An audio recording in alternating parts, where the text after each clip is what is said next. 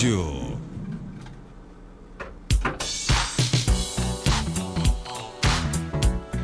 Checkup no rádio, hoje recebe o médico geriatra Belísio Neto. Doutor Belísio, seja bem-vindo aqui ao nosso Panorama 95, bom dia. Bom dia, Marcos, bom dia a todos os nossos queridos ouvintes. Satisfação imensa participar mais uma semana do quadro Checkup no rádio e trazendo algumas coisas novas desse congresso que a gente teve aí na última semana. Que congresso foi esse? Me fala um pouco dele aí. Muito bem, inicialmente, Marcos, eu queria transmitir meus votos de pesar para o falecimento da irmã Lúcia, né? Esteve ali no abrigo quando a gente voltou do Rio Grande do Sul. Iniciamos nosso trabalho lá no abrigo e ela nos recebeu de braços abertos. Tive o privilégio dela de ser uma pessoa das que ela recebeu, e faleceu, descansou aos 99 anos, e isso Caicó todo sentiu.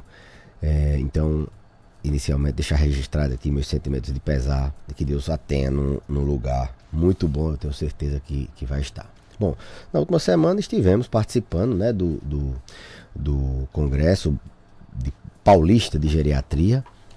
É um congresso que ele intercala com o Congresso Brasileiro. Um ano tem o Congresso Brasileiro, o outro ano tem o Paulista de Geriatria. E a gente teve a oportunidade de conversar com professores, nossos professores de São Paulo, principalmente, que era o congresso era lá, professores até fora do país, tirarmos dúvidas, saber se estávamos no rumo certo, saber se como é que andam as coisas nos serviços deles, com colegas também, essa network, com colegas não só do nosso estado, encontramos vários colegas de Natal, vários colegas por onde a gente passou aí nesses 15 anos de geriatria, e isso nos deixa bastante tranquilos de que o que estamos fazendo aqui é o que se faz por todo o mundo, inclusive levando algumas experiências nossas também para eles.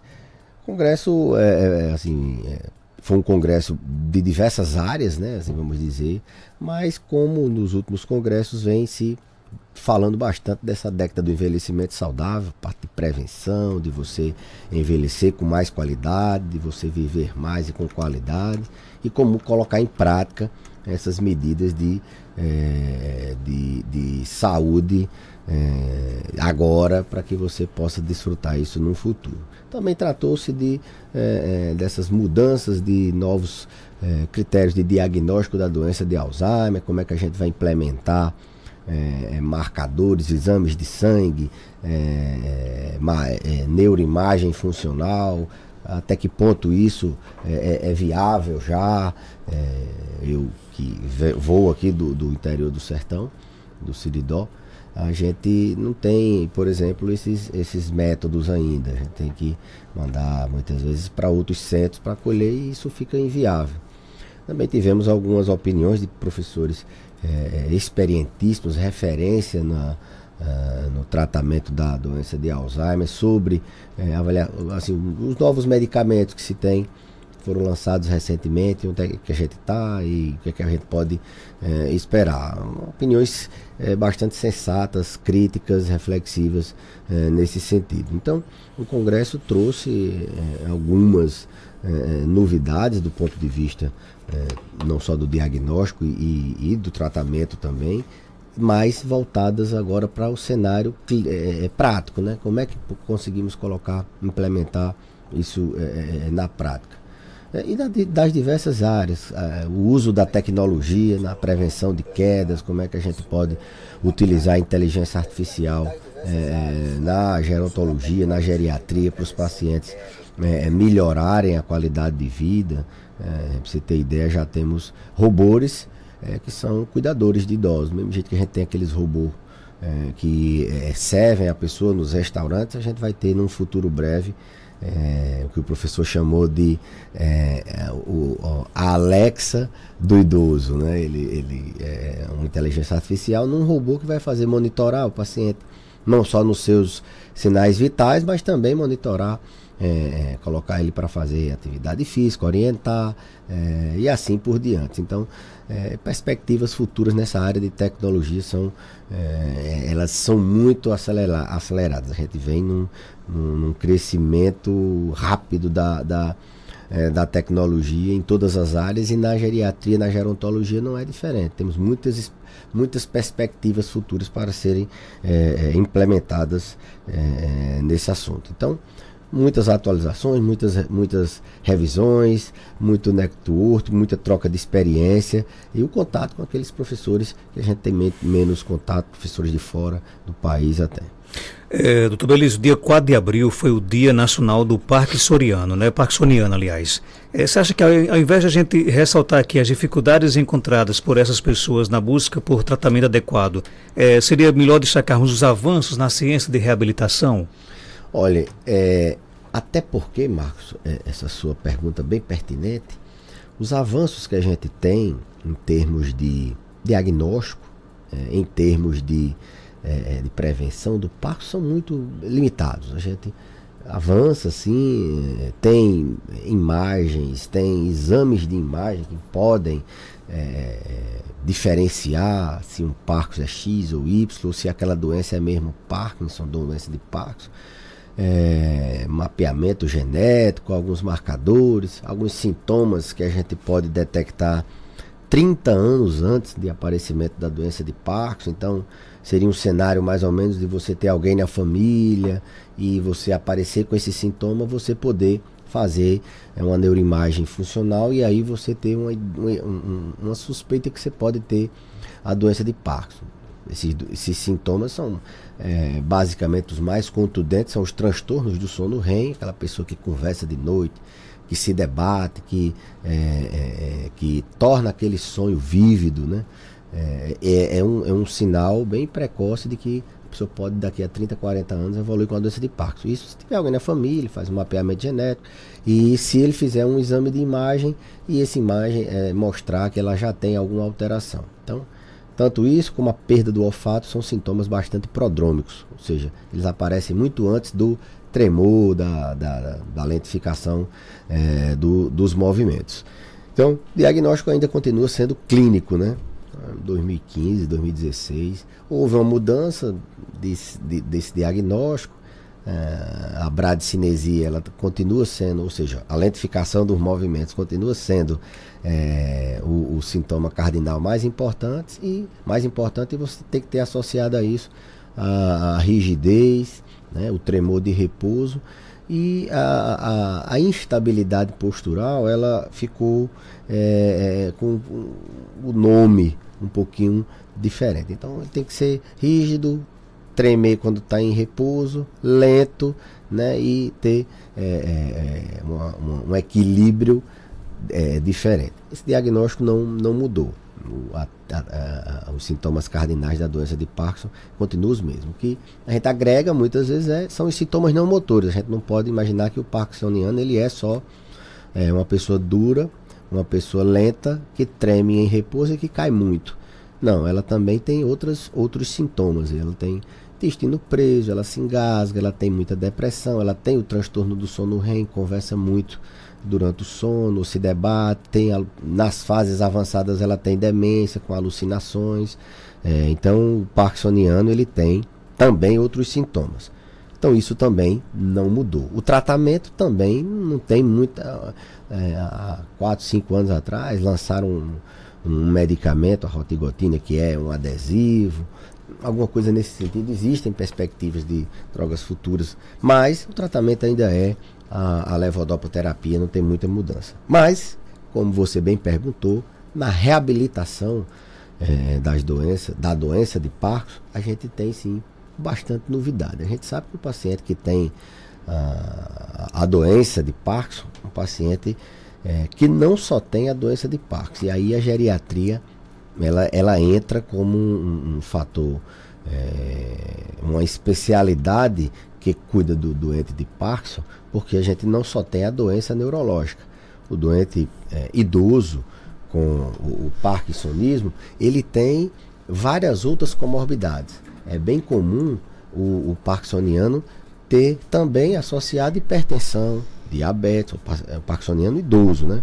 Ter associado, como eu falei, depressão, ele em fases avançadas, ele demencia, e é tudo junto, no indivíduo só. A gente não só cuida da doença neurológica, até porque eu falei, porque não tem muita mudança, o tratamento ali, se você treina um médico da atenção básica, um médico generalista, ele sabe iniciar e conduzir esse paciente num contexto familiar de um paciente de alta carga de dependência. À medida que a doença progride, ele vai ficando mais dependente, você tem que ter essa relação boa com o cuidador, e você tem que implementar medidas de reabilitação, porque o objetivo é manter ele o máximo de tempo independente. A doença deixa ele rígido, parado, sem conseguir andar, e aí as consequências são inevitáveis, de atrofia muscular, de perda de peso, de alterações na pele, como um paciente que tem Parkinson, que está limitado, está restrito ao leito, ficar com úlcera de pressão. E as técnicas de reabilitação, a fisioterapia é a vanguarda da reabilitação do paciente com Parkinson. Ela entra como assim, um fator importantíssimo. Hoje os fisioterapeutas, eles fazem não só a reabilitação, o treino de marcha, de equilíbrio, de força, mas eles também já incrementam ali atitudes que trabalham também essa questão cerebral, e vai diminuindo o risco vai diminuindo a progressão com que os neurônios que produzem a substância dopamina diminuam a sua morte neuronal. Então, tecnologias incrementadas, como por exemplo a realidade virtual, aquelas tecnologias onde você bota um óculos e você tem uma realidade virtual, e ali você pode reabilitar o paciente. Existem vários softwares, vários programas de você treinar pacientes parkinsonianos, não só parkinsonianos, mas a realidade virtual. Aqueles óculos de realidade virtual são tecnologia, são uma forma de reabilitação que está cada vez mais presente no nosso dia a dia. Então isso é importante. Eu falei que um dos pródromos da doença de Parkinson é a perda do olfato, e esse paciente continua com perda do olfato, e existem linhas de tratamento, de reabilitação já dessa parte olfativa, né, com eletroestimulação, com laser terapia, com várias outras formas de você tentar reabilitar todos os sintomas que estão relacionados à doença de Parkinson. Então, a reabilitação, ela é metade do tratamento. O tratamento medicamentoso é 50%, 50% é a reabilitação, é a fisioterapia, é a fonoaudiologia. No caso de pacientes com Parkinson, eles se engasgam, eles perdem a capacidade de se comunicar, e principalmente tem disfonia, eles não conseguem, diminui o tom de voz, não conseguem falar em virtude da doença. A nutrição, eles desnutrem muito, eles têm muita constipação, eles se engasgam muito. Essa parceria de reabilitação do paciente com a fono e com a nutrição é muito importante. Então, nesse sentido de reabilitação, a gente tem perspectivas bastante promissoras na área da doença de Parkinson. Doutor Belísio, desde criança acontecia, eu lembro que às vezes quando eu saía de casa para algum lugar, me dava umas ausências de não saber onde estava, e depois ia voltando aos poucos, e agora aos 50 anos já aconteceu novamente enquanto fazia uma viagem, e outra vez quando estava fazendo um exame. Seria um sinal de futuro Alzheimer? Minha mãe, que faleceu, tinha Alzheimer. É muito mais impactante, é muito mais, pesa muito mais aí a genética, o fato dele ter a mãe com Alzheimer, do que esses sintomas de lapsos. Isso não tem uma correlação com Alzheimer no futuro, principalmente pontuais dessa forma que ele falou aí. Quando é uma coisa do dia a dia, está relacionada às pessoas que têm a sensação de esquecimento, têm a queixa de esquecimento, embora não tenha se associado no futuro ter uma doença de Parkinson. A gente não tem a explicação para isso, mas evidenciou-se que essas pessoas tendem a ter mais Alzheimer, mesmo não tendo algum familiar. É um fator de risco, não ainda clássico, não ainda que está como fator de riscos clássicos, a queixa de esquecimento. Não é que ele tenha realmente, às vezes ele tem a queixa, a sensação que está esquecido, às vezes faz um teste cognitivo, ele não tem nada na cognição alterada, mas essas pessoas, foi demonstrado que elas pegou-se um grupo de pessoas que tem essa queixa, outro grupo de pessoas que não tem essa queixa, viram quem mais teve demência, e viu que as pessoas que têm a queixa de esquecimento, elas têm assim, uma tendência maior, acredita-se que elas não sabe se ainda o mecanismo, que ela tem uma tendência maior, mas o fato maior de ter o Alzheimer, o fato dele ter pontuais, fácil dele achar que é uma pessoa que sempre está, isso não se preocupe com isso, canalize as energias para os fatores de risco que são modificáveis. Não adianta ficar só pensando que tem alguém na família, ou que teve algum esquecimento, criar uma imagem que tem um perfil que vai ter Alzheimer. Não, isso aí não é um fato relevante, não. A genética é. E pese a canalização das energias no que é modificável. Num bom sono, numa alta escolaridade, ou seja, numa estimulação mental, treinar mesmo a mente, turbinar a mente. Inclusive nessa área a gente tem bastante novidades tecnológicas e assim por diante. Essa questão de estimulação mental, de treino mental, turbine a mente, controle suas doenças crônicas, evite cair no sedentarismo. Atividade física previne Alzheimer. Atividade resistida, musculação previne. Recentemente saiu um estudo nesse sentido. Uma enzima muscular, ela protege o cérebro da doença de Alzheimer. Se alimente bem, tenha uma alimentação diversificada, rica em frutas, verduras, grãos, com menos produtos industrializados. Isso previne Alzheimer. Controle o estresse. Se não for possível controlar sozinho, tente controlar fazendo um tratamento. Medite, tenha boas relações sociais. Isso é o que a gente deve canalizar energia para proteção, para prevenção do Alzheimer. A gente consegue até detectar as pessoas que têm um risco ou que já têm a doença muitos anos antes dela aparecer. Mas o que se faz é exatamente isso, fazer a modificação dos fatores de risco, controlar doenças e aquilo que eu falei anteriormente. Esqueça esses fatos pontuais e foque na prevenção. Tem mais pergunta aqui no nosso WhatsApp. Vamos lá, bom dia. Marcos, bom dia. Pergunta do Dr. Belísio. Por que acontece numa pessoa jovem esses hematomas de pele como se a pessoa fosse idoso?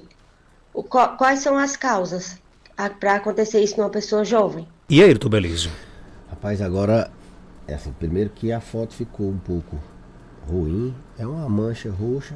Geralmente isso é medicamento. Em idoso, geralmente isso é medicamento. É muito comum as pessoas idosas terem essas equimoses, que a gente chama de púrpura senil.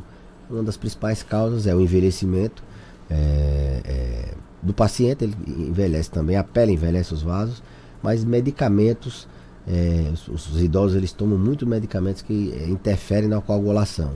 Eles têm uma incidência maior de ter essas alterações. Quando é no idoso que não tem nada relacionado, a gente chama de púrpura senil. Num paciente jovem, esse nome pode variar, deve ser uma equimose de outra causa. Tem uma doença chamada de púrpura, que eu não acredito que seja essa daí. A ideia era procurar um dermatologista. Mas a impressão que ela passa, pelo que eu entendi, ela tem 51 anos de idade e diz que a pele dela é como se fosse uma pele de idoso, né? A pele, no caso dela, está envelhecendo, é isso? Não. A foto que eu vi aqui é uma mancha num local aí, na mão, no antebraço. Ele botou, tem uns 51 anos, mas com pele de idoso, que seria essas manchas talvez vermelhas? Seja impressão, porque é muito comum isso no idoso. Acho que ele quis perguntar isso. Como tem até o nome, púrpura senil. Não acho que seja um envelhecimento precoce da pele. Acho que é uma mancha que não é uma púrpura senil, que deve ser levada para o lado de outra doença, que deve ser investigada. Bom dia, doutor Belísio, de sua amiga Antônia e seu Antônio. O amor de seu Antônio é tão grande por doutor Belísio que só em ver o doutor ele já está bom, né? Que Deus lhe abençoe. Diz que o seu é o remédio dele, doutor Belísio. Um abraço para seu Antônio, e meus pacientes também são meu remédio, né? Eles que nos dão aquela motivação intrínseca, né? Aquele propósito de atender sempre da melhor forma possível, dar o meu melhor em cada consulta. E tornar aquela pessoa como se fosse meu pai ou minha mãe, levar o melhor para eles. Isso é o que impulsiona a gente. Eles são também meu remédio. Doutor Belísio, obrigado por sua participação. Algo mais a acrescentar? Pode ficar à vontade. Não, eu que agradeço, Marcos, e até a próxima semana, se Deus quiser. São 7h39. A gente volta já já com mais informações aqui no nosso Panorama 95 nesta manhã de terça-feira. Há 5 anos, a Clínica São José oferece um espaço amplo e confortável para cuidar da sua saúde com respeito e dedicação. Dispõe do atendimento do Dr. Marcos Galvão Otorrino,